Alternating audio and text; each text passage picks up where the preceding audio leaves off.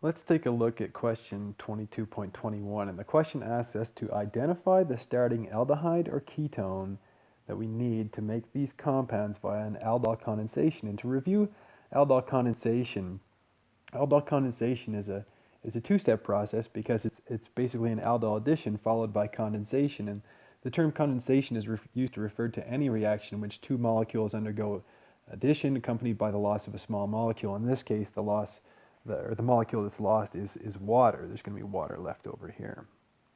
Okay, and we covered this mechanism in class for aldol condensation.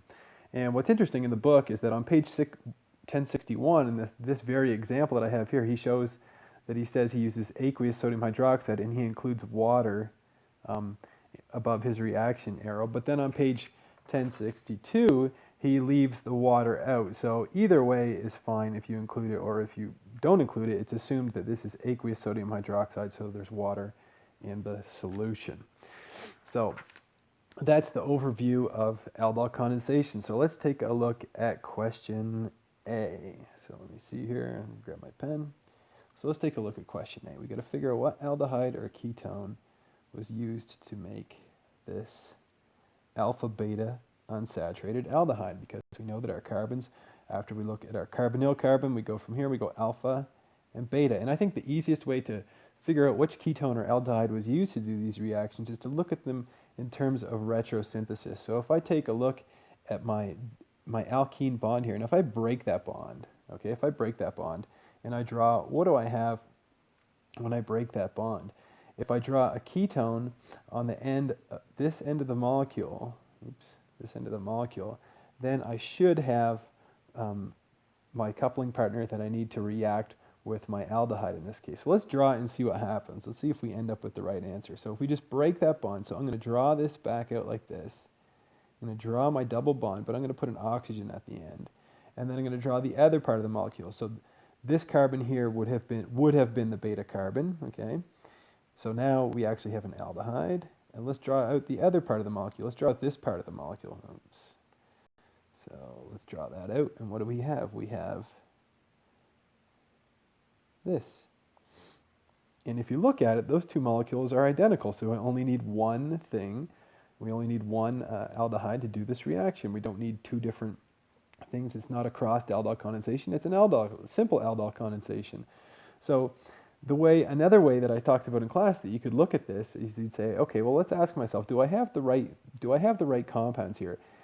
And if I draw out the alpha protons, so let me just get my eraser here.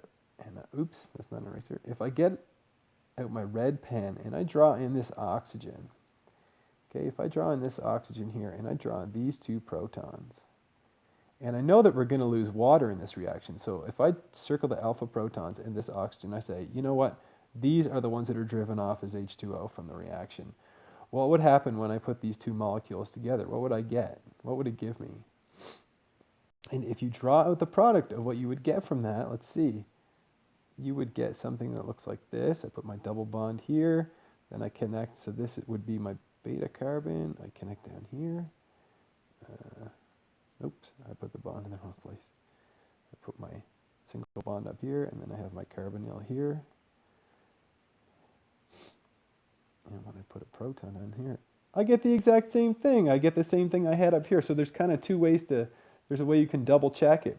So how would you write this reaction out? Well, you only need one partner or one compound because it's an aldol condensation. It's not a crossed aldol condensation. So you would simply write the reaction like this. You would say, I have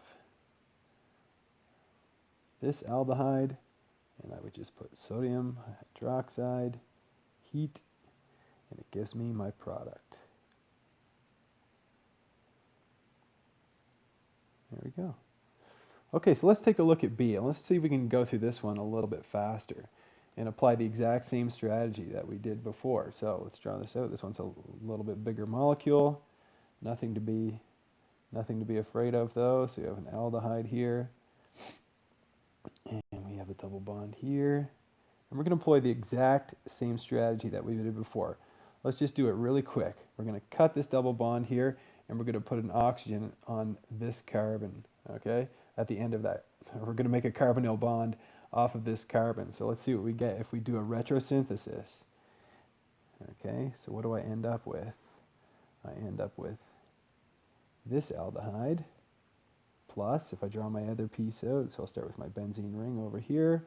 1, 2, and I draw this. They're both identical. It's perfect. So again, it's not a crossed Claisen condensation. It's just, excuse me, Claisen. It's not a crossed aldol condensation. It's just an aldol condensation.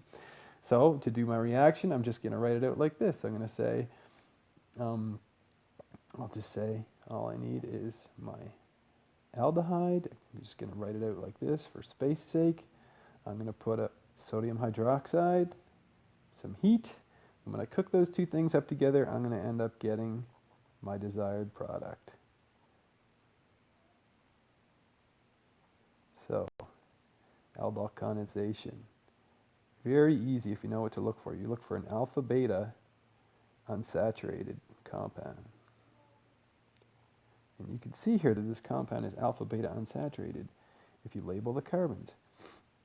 This is your carbonyl here, and then you have your alpha beta unit of unsaturation. And again, you could also do it this way, where you would look at the two alpha protons here, and you would look at your oxygen here, and you would circle those things, and you would say, I'm going to lose those as water, okay? I'm going to lose those as water, and that would give me my product. So those are some strategies you can use to solve problems like the ones found in 22.21.